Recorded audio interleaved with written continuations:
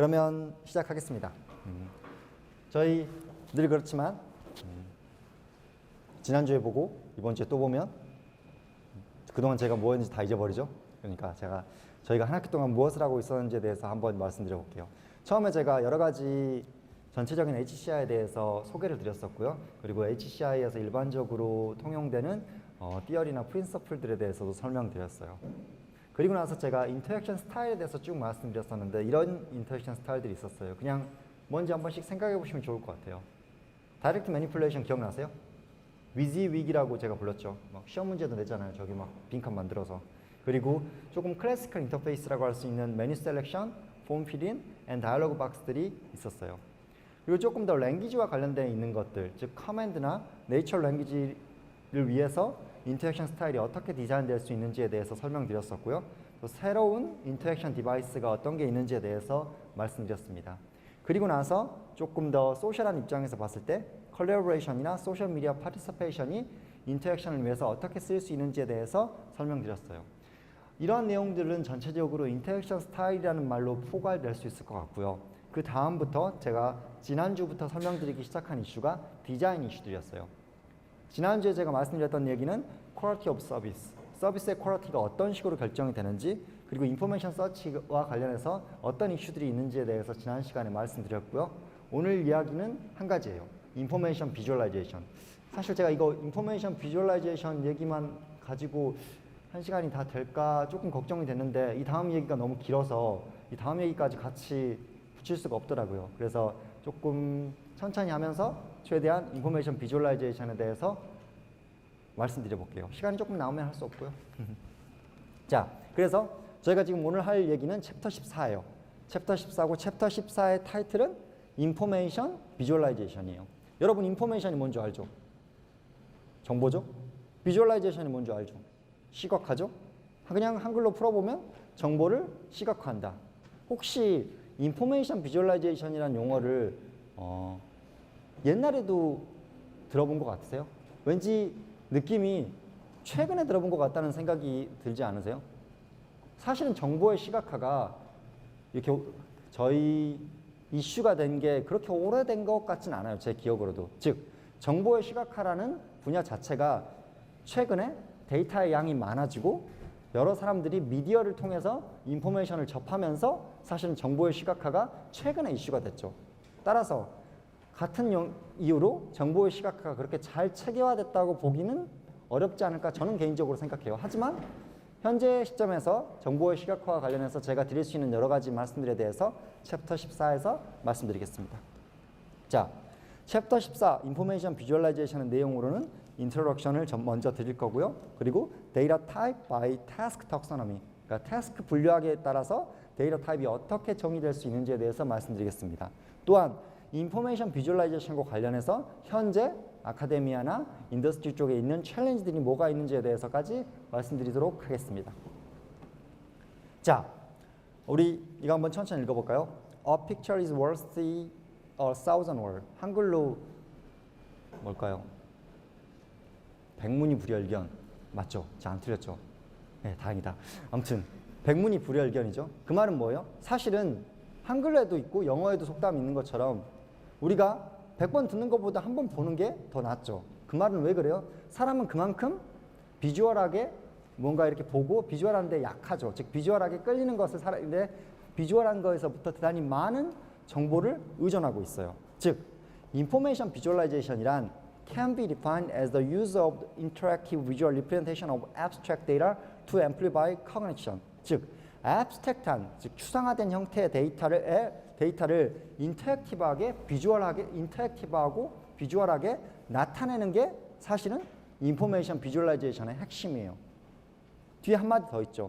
To amplify cognition. cognition을 감안을 해서요.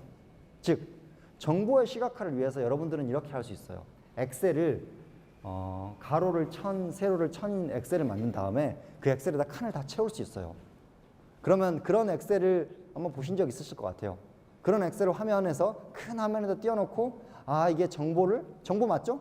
가로가 3개, 1000개고 세로가 1000인 엑셀의 차트에 칸이 다 차 있다고 생각해봐요. 데이터 맞죠?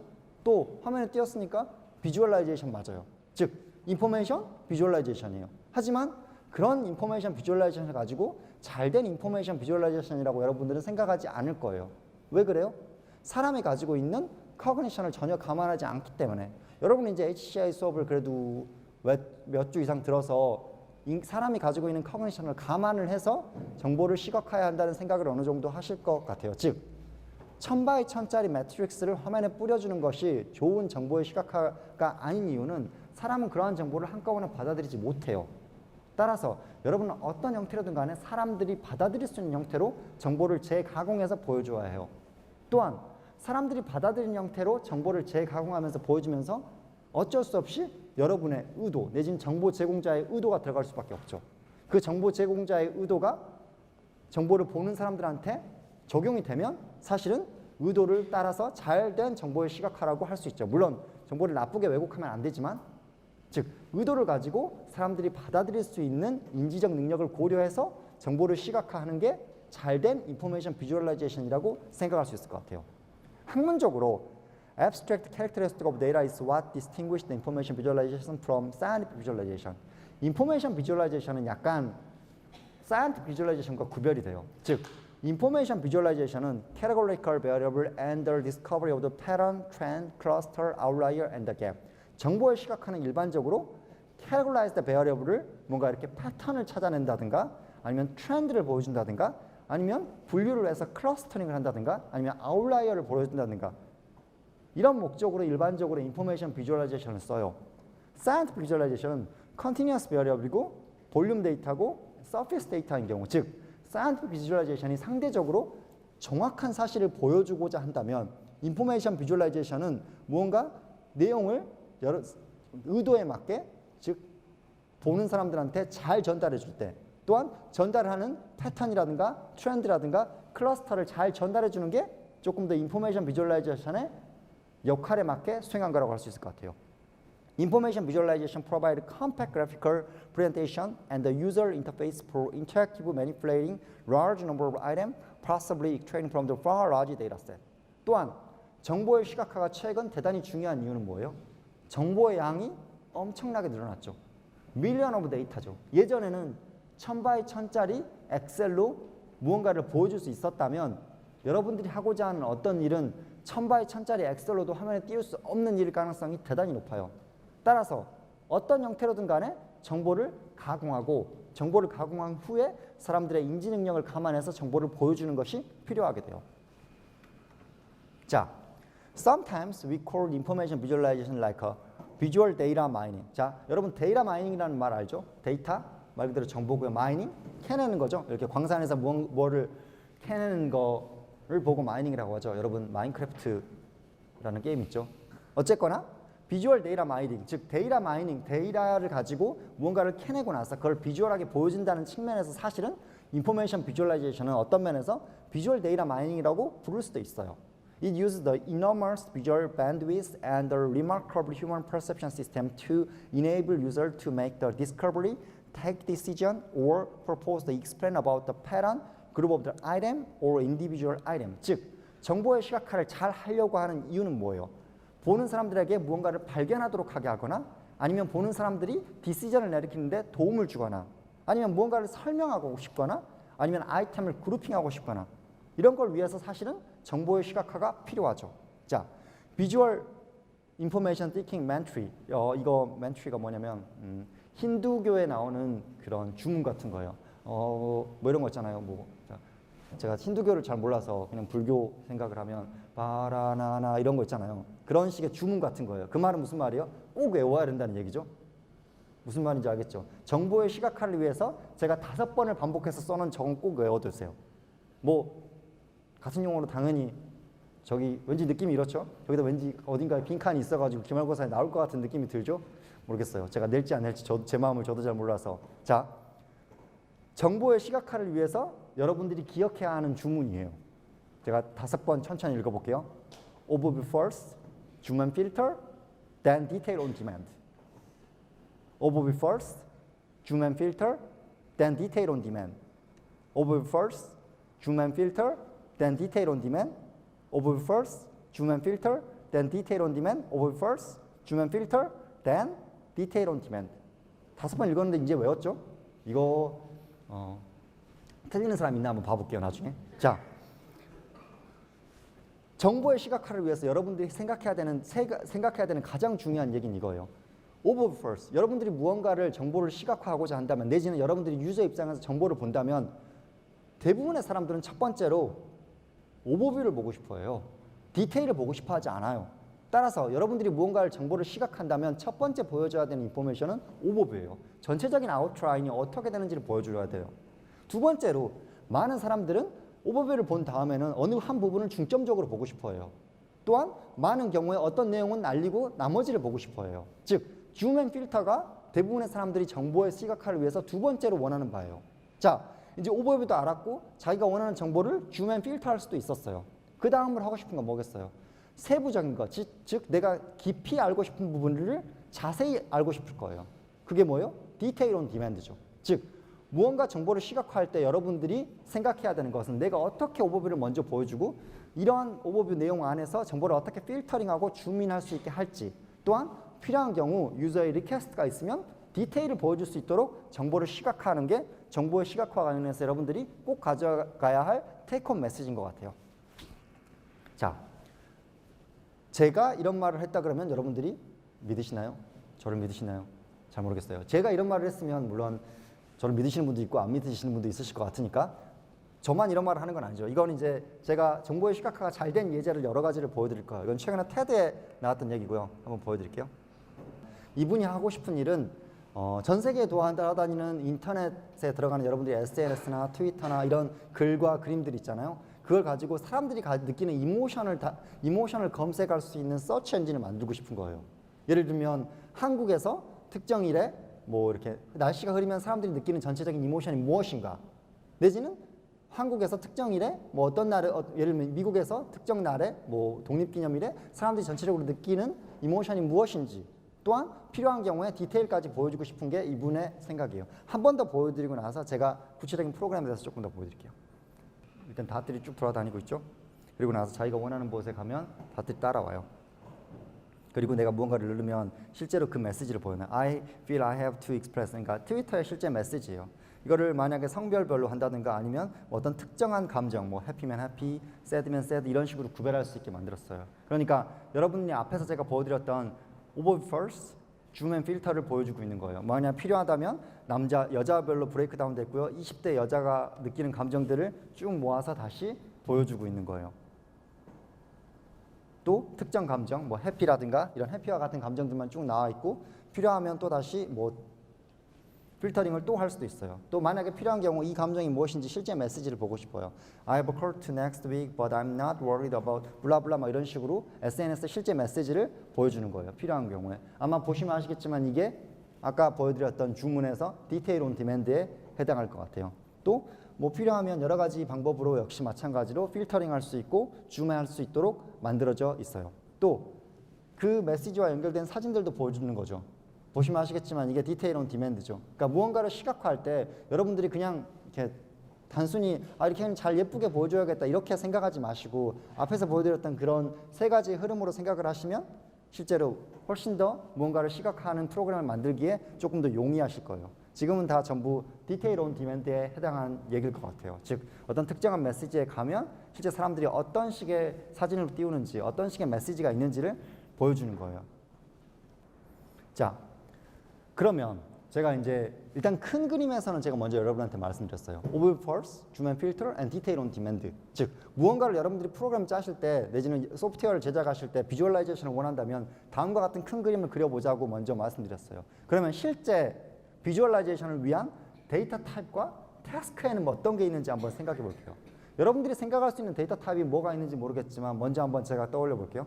여러분 데이터 타입 중에서 제일 먼저 생각할 수 있는 거 1차원 데이터예요. 뭐 다큐멘테이션 렌즈라든가 뭐 여러 가지 얘기가 있지만 무언가 데이터가 1차원일 수도 있어요. 뭐가 있을까요?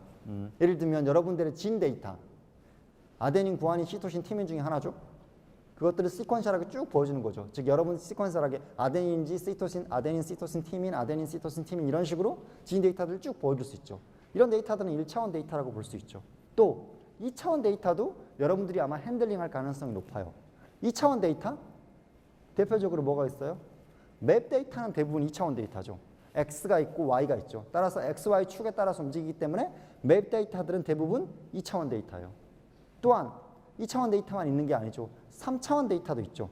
즉, 맵 데이터에다가 등고선이 생기면 3차원 데이터죠. 제 경우에는 VR 연구를 하니까 VRML이나 아니면 VR과 관련된 거의 모든 데이터는 사실 3차원이에요.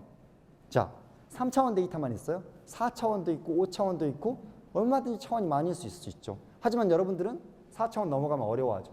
그래서 이를 통칭으로 멀티디멘저널 데이터도 사실은 가능한 데이터 타입이죠. 그럼 멀티디멘저널 데이터뿐만 아니라 다른 형태의 데이터는 뭐가 있을까요? 템포럴 데이터 있죠. 즉 어떤 데이터가 있는데 그 데이터가 시간에 따라서 어떻게 변하는지를 보여주는 형태의 템포럴 데이터 타입도 있을 수 있어요. 템포럴 데이터 타입만 있나요? 트리 형태로 데이터 타입이 있을 수도 있어요. 제가 나중에 예제들은 보여드릴 거예요. 여러분 그 데이터베이스 시간에 배워서 알겠지만 이진 트리 같은 형태로 데이터를 만들 수 있어요. 트리 형태만 있어요? 네트워크 데이터도 있죠. 여러분의 SNS 관계도 같은 걸 그리면 트리로 그리기 어렵죠.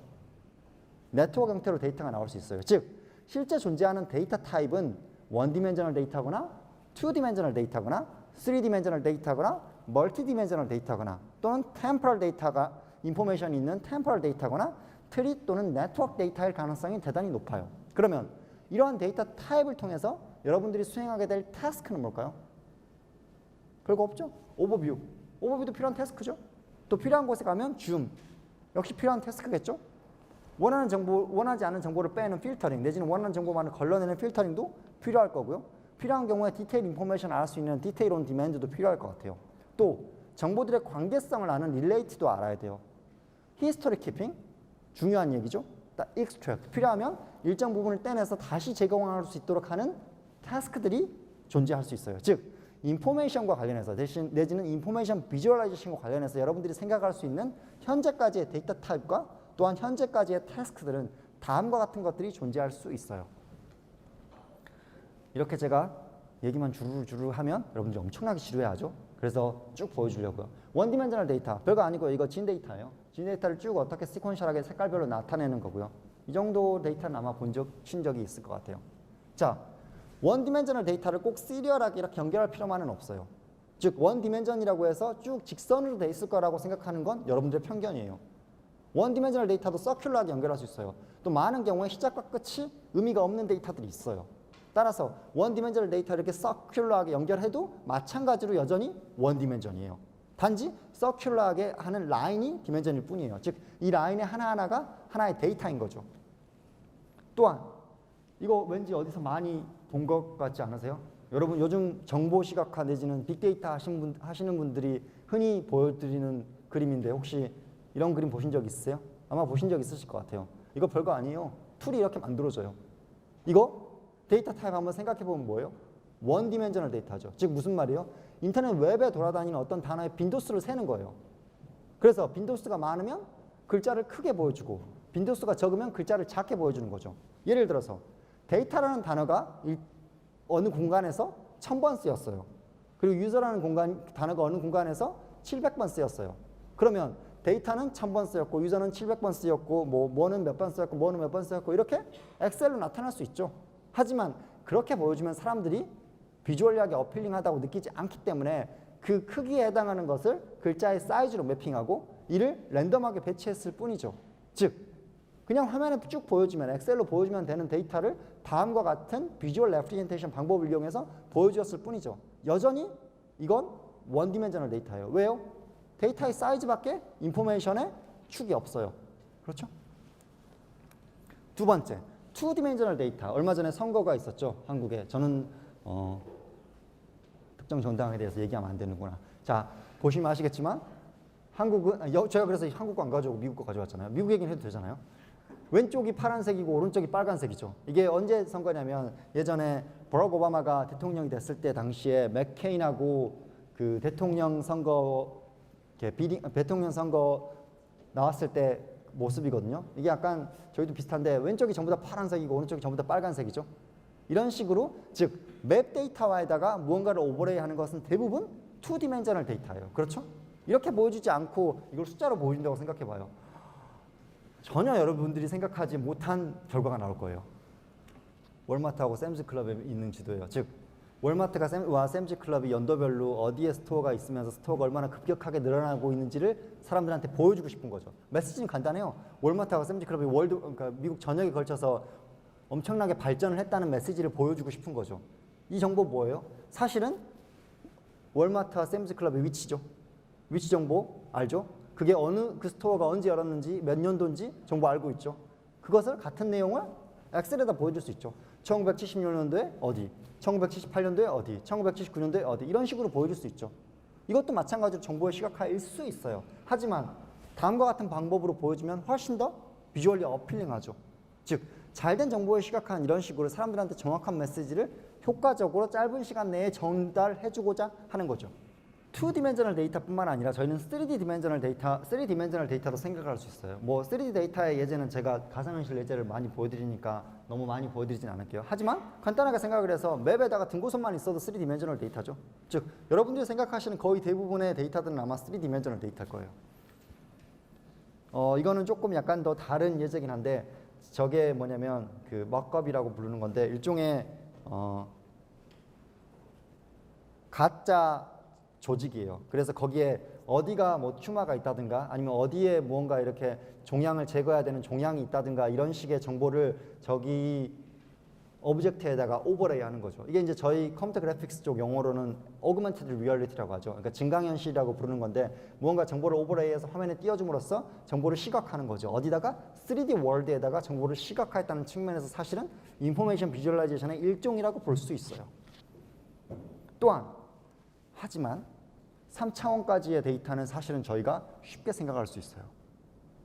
그런데 데이터의 축이 멀티디멘셔널해요.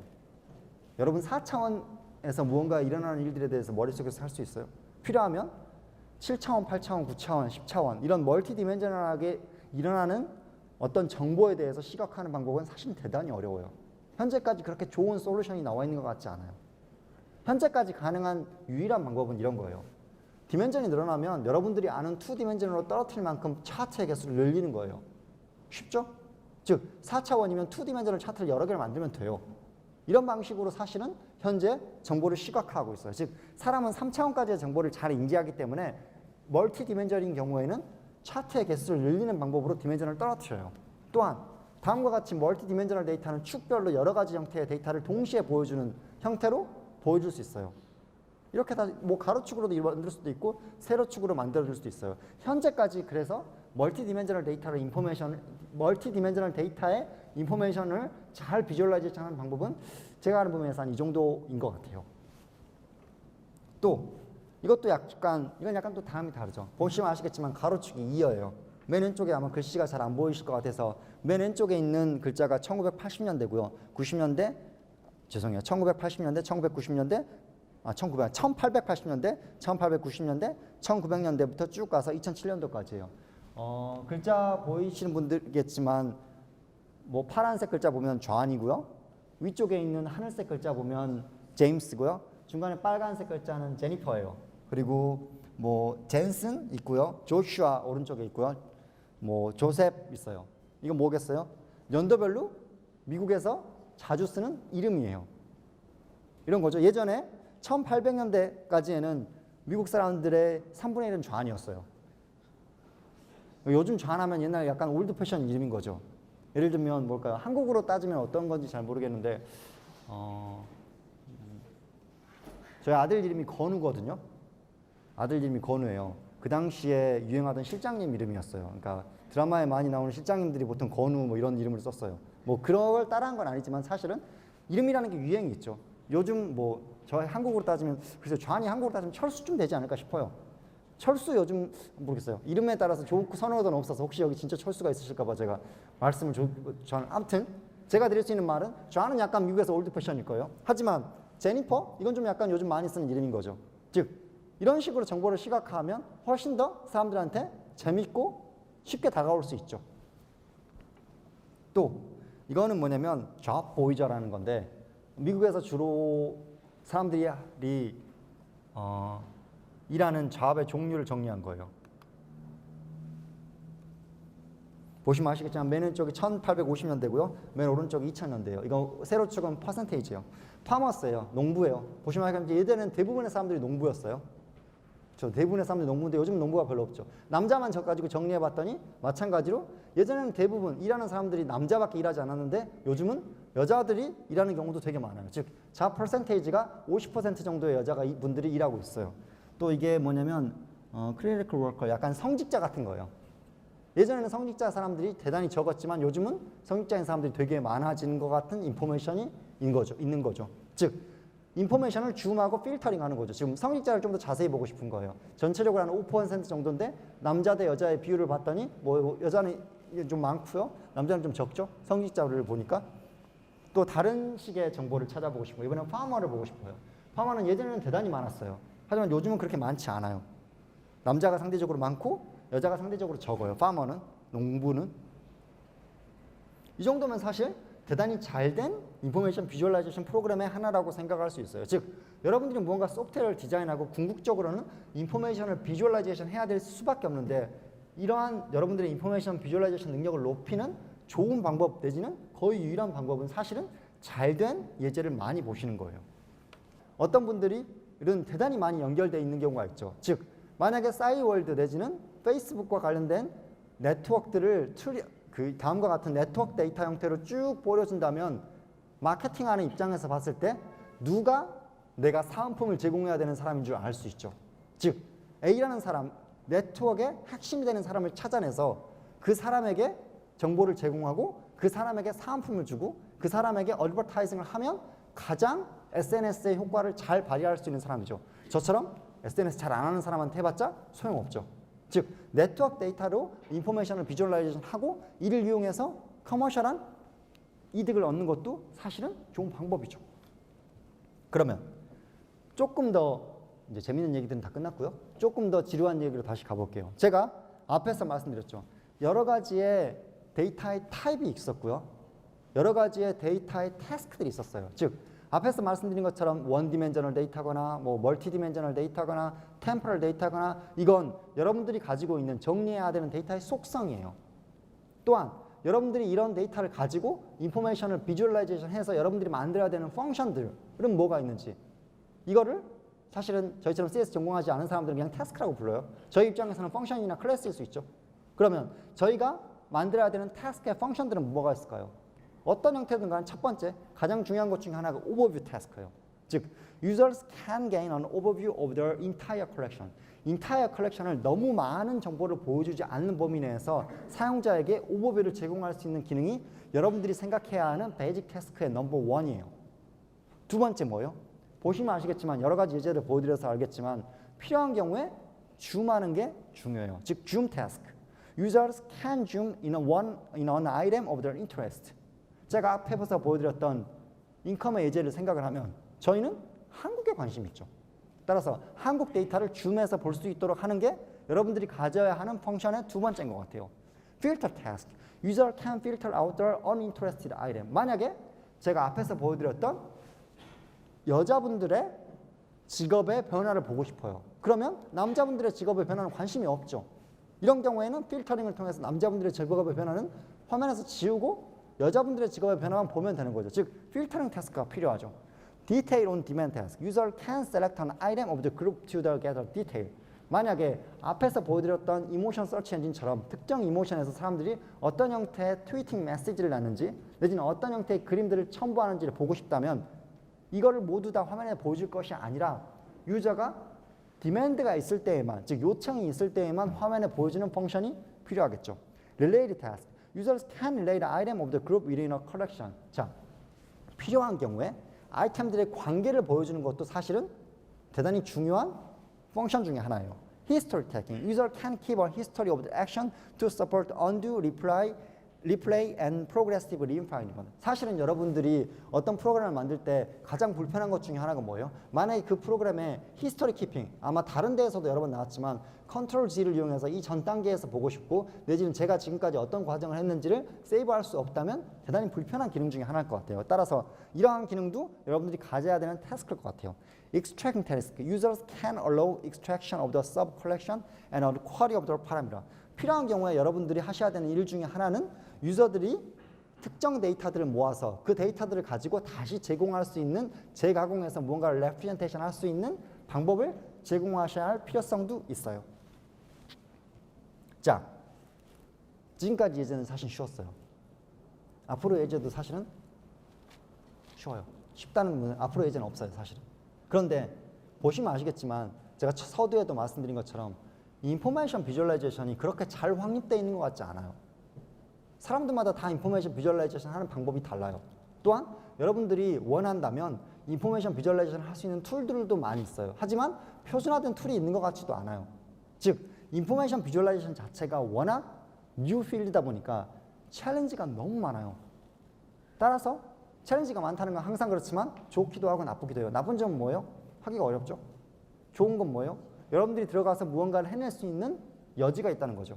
그러면 이 인포메이션 비주얼라이제이션을 만약에 공부를 한다면 어떤 챌린지가 있는지를 사실 아는 게 더욱 중요하죠. 사실 제가 여러분한테 드려보고자 하는 첫 번째 테이크홈 메시지는 앞에서 말씀드렸던 그 주문이에요. Over first? 뭔지 알죠? 왜냐면 제가 시험에 낼 거기 때문에 이제 더 자세히 말해주지 않을게요. 어쨌거나 그 정도 정보를 알고 또한 두 번째로 여러분한테 드리고자 하는 메시지는 잘된 예제를 많이 보셨으면 좋겠어요. 잘된 예제를 많이 보면 사실은 인포메이션 비주얼라이제이션은 내가 만든 소프트웨어에서 어떻게 적용해야 할지를 보실 수 있는 좀 감을 키우실 수 있어요. 그래서 제가 최대한 잘된 예제를 제한된 시간 내지만 많이 보여드리려고 노력했어요. 세 번째로 여러분들이 하셔야 될 일 중에 하나는 어떠한 챌린지가 있는지를 생각을 해보고 그 챌린지를 극복하는 노력들을 하셔야 될 것 같아요. 제가 소개해드릴 수 있는 건 뭐예요? 챌린지가 어떤 건지 말씀드릴 수는 있어요. 하지만 극복은 못해요. 왜냐? 아직 극복이 안 됐어요. 그렇죠? 한번 제가 어떤 챌린지가 있는지 한번 해볼게요. 인포메이션 비주얼라이제이션과 관련된 첫 번째 챌린지는 이거예요. 임포팅 앤 클리닝 데이터예요. 자, 혹시 이런 프로그램을 제가 만든다고 한번 상상해 볼게요. 날씨 정보를 알아내고 싶어요. 특히 미세먼지와 관련된 정보를 지역별로 알아내서 PDA 너무 옛날 사람인데 스마트폰에다가 여러분들이 앱으로 보여주고 싶어요. 괜찮은 프로그램일 것 같죠? 그러면 여러분들이 가져와야 되는 정보는 뭐예요? 각 지역별의 지도 가져올 수 있을 것 같아요. 어떻게 가져와야 되는지 대충 제 머릿속에 떠올라요. 조금 어려울 것 같은 게 뭐냐면 지역별 미세먼지 농도예요. 지역별 미세먼지 농도 아마도 기상청 홈페이지 가면 분명히 있을 거예요. 그런데 앱으로 만든 홈페이지, 앱으로 만든 인포메이션들을 만약에 홈페이지에 가서 보고 와야 된다. 그럼 무슨 소용이에요? 여러분들처럼 CS 전공자라면 그 인포메이션을 긁어와서 그 앱에서 쓰게 할 수 있어야죠. 그런데 긁어올 때는 여러분 인포메이션을 웹에서 긁어오는 거 쉬워요? 어렵죠. 왜 어려워요? 다들 데이터 형태가 달라요. 데이터 형태가 다르기 때문에 여러분들이 만든 소프트웨어에서 그 데이터 형태를 맞춰줘야 돼요. 즉, 인포메이션을 임포트하는 것 자체가 그렇게 쉬운 일이 아니에요. 왜냐? 모든 데이터가 같은 형태로 되어 있으면 얼마나 좋아요. 하지만 사실이 아니에요. 그리고 실제로 그렇게 만드는 것도 불가능해요. 즉, 데이터를 임포팅하는 이슈가 있어요. 실제로. 또한 임포팅하는 이슈만 있는 게 아니죠. 수없이 많은 데이터를 임포트했다고 해도 그 데이터에는 가비지 값들이 있을 수 있어요. 즉, 예를 들어서 전 세계의 위도와 경도에 따른 미세먼지량을 여러분들이 알고 있다고 쳐봐요. 그런데 바다 위에서 미세먼지 양을 굳이 사용자에게 알려줄 필요가 있어요? 그런 데이터는 좀 클리닝이 필요하죠. 즉, 바다 위에 물 위에서의 미세먼지 양보다는 사실은 서울 시내의 특정 주요 포인트에서의 미세먼지 양에 사람들은 더 관심이 많을 거예요. 즉, 데이터를 클리닝하는 과정도 그렇게 쉬운 일이 아니에요. 즉, 인포메이션 비주얼라이제이션과 관련해서 첫 번째 가장 어려운 챌린지는 뭐냐? 데이터를 임포트하고 임포트된 데이터를 클리닝하는 과정이에요. 쉬울 것 같지 않죠? 분명히 생각해 보시면 될 것 같아요. 또한 combine visual representation with textual labeling. 이것도 역시 마찬가지로 쉽지 않아요. 즉, 앞에서 제가 미국 지도를 보여드렸는데 미국 지도일 수도 있고 아니면 서울의 지도일 수도 있고 한국의 지도일 수도 있어요. 그리고 나서 거기에 어떤 인포메이션을 뿌려줘요. 뭐 제가 샘스클럽이랑 월마트 정보를 보여드렸으니까 쭉쭉쭉 뿌려줬어요. 그런데 많은 사람들은 내지는 한국이라고 치면 여기가 어느 동네인지 정확히 알고 싶어 해요. 따라서 여기는 서울입니다. 여기는 부산입니다. 여기는 뭐 광주입니다. 이런 식으로 글자를 써줬으면 좋겠어요. 즉 인포메이션을 레이블링을 텍스처로 달아줬으면 좋겠다고 사람들은 생각해요. 근데 텍스트 레이블링의 문제는 뭐예요? 많으면 화면을 가려요. 즉 레이블링 자체가 프론스 앤 콘이 있어요. 레이블링을 통해서 이 디테일한 인포메이션을 얻을 수도 있지만 반대로 레이블링을 통해서 여러분들이 주고자 하는 메시지가 희석될 수도 있어요. 따라서 적절한 형태로 텍스처럴 레이블링과 비주얼 레프레젠테이션을 섞는 게 내지는 조절하는 게 여러분들이 인포메이션 비주얼라이제이션과 관련해서 고민해야 되는 다른 챌린지 중에 하나예요. 또한 find the related information. 이건 진짜 어려워요. 어느 데이터가 어느 데이터랑 관계성이 있는지는 사람들은 그런 데 관심이 있어요. 하지만 로우 데이터에 그런 데이터가 있는지도 확인해 보셔야 되고요. 로우 데이터에 그런 데이터가 없다면 그 관계성을 설정하는 것도 사실은 여러분들이 하셔야 되는 일이에요. 내가 A라는 정보를 어딘가에서 찾았어요. 그러면 그 정보와 관련 있는 정보를 사람들은 찾고 싶어 해요. 하지만 많은 경우에 임포트한 데이터는 관련성에 대한 데이터는 어디서 그러면 임포트 해와야 돼요? 각각의 정보는 정보의 소스가 있어요. 그런데 정보들의 관계의 소스는 사실은 찾는 게 쉽지 않아요. 그래서 사실은 related information을 잘된 예제를 저는 잘 찾기가 어렵더라고요. 그래서 사실 저는 보여지지 못했어요. 또 viewing large volume of data. 데이터의 볼륨 사이즈가 커지면 사실은 이러한 정보를 한꺼번에 보여주는 게 대단히 어려워요. 그런데도 불구하고 대부분의 요즘 데이터는 빅데이터예요. 예를 들어서 제가 연구하는 바디 트래킹 인포메이션이 있어요. 사람 몸에서 바디 트래킹 데이터를 한 20개에서 30개 포인트에서 뽑아내요. 1초에 몇 개 뽑아낼 것 같아요? 1초에 60에서 120번씩 뽑아내요. 얼마 동안? 10분 동안 뽑아요. 10분 동안만 뽑아도 데이터의 사이즈가 엄청나게 커요. 그런데 그러한 데이터가 수없이 많은 사람들한테 그런 데이터를 내서 정보를 가공해야 돼요. 이런 식의 데이터의 볼륨 사이즈가 커지면 이거를 비주얼라이제이션 하는 것도 동시에 어려워져요. 또 인테그레이팅 데이터 마이닝. 인포메이션 비주얼라이제이션과 독립적으로 현재 대단히 발전해 있는 분야 중에 하나가 빅데이터 어널리시스 내지는 데이터 마이닝이라고 부르는 데이터 어널리스틱이에요. 즉 데이터 과학과 관련해서 많은 이슈들이 현재 챌린지하고 있고 또한 풀어가고 있어요. 즉 이 데이터 마이닝 이슈들과 정보의 시각화를 어떻게 인테그레이션 하는지도 사실은 여러분들이 앞으로 잡을 통해서 하실 수 있는 일 중에 하나일 것 같아요. 앞에서 이미 말씀드렸어요. Integrating with Analytic Reasoning Technique. 즉 앞에서 말씀드렸던 데이터 마이닝과 같은 이슈일 것 같아요. Collaborating with others. 자, 현재 제가 지금까지 보여드렸던 정보의 시각화는 대부분 한 사람들이 다 해서 보여주는 거예요. 하지만 많은 경우에 사람들은 집단지성으로 정보의 시각화를 바꾸고 싶어 해요. 제 개인적인 생각으로는 앞으로는 분명히 정보의 시각화 자체도 콜라보레이팅을 이용해서 정보의 시각화를 할 수 있는 방법이 제한될 거예요. 하지만 아직은 그렇게 좋은 방법이 있을 것 같지 않아요. 또 Achieving Universal Usability. 제가 항상 거의 모든 챕터에서 강조하는 거죠. Universal Usability. 여러분 뭐예요? 인종, 성별, 핸디캡 여부, 즉 자기 몸이 어디가 불편하신 분들에 대한 배려, 이런 건 항상 고려하셔야 돼요. 내지는 자기가 지금 살고 있는 곳이 아닌 다른 곳에서 사용했을 때의 장단점, 이런 유니버설 유저빌리티와 핸디캡 가지신 분들에 대한 배려는 항상 고민하셔야 되고, 역시 마찬가지로 인포메이션 비주얼라이제이션에서도 꼭 풀어야 하는 챌린지 중에 하나예요. 그럼 또한 인포메이션 비주얼라이제이션의 또 다른 챌린지 중에 하나는 여러분들이 요즘 하는 유저 스터디예요. 즉 이밸류에이션 인포메이션 비주얼라이제이션에서 어떻게 하면 좋을까요? 자, 아까 보여드렸던 제가 인컴 그래프 기억나시죠? 인컴 그래프 보시고 여러분들은 되게 재밌다, 감탄하시죠? 그러면 인컴 그래프를 그렇게 만드는 게 좋죠. 근데 이걸 어떻게 객관화해요? 사람들은 이 그래프를 이렇게 보여주는 걸 전 좋아하는 것 같아요. 하지만 이걸 어떻게 이밸류에이션해서 다른 어떤 방법보다 얼만큼 좋은지 어떻게 객관화해요? 즉 무언가 인포메이션을 비주얼라이제이션 해서 다른 것보다 얼만큼 좋고 그러한 것을 어떻게 이밸류에이션 할지에 대한 이슈들은 사실 그렇게 클리어하지 않아요. 여기에 대해서도 여러분들은 고민해 보셔야 해요.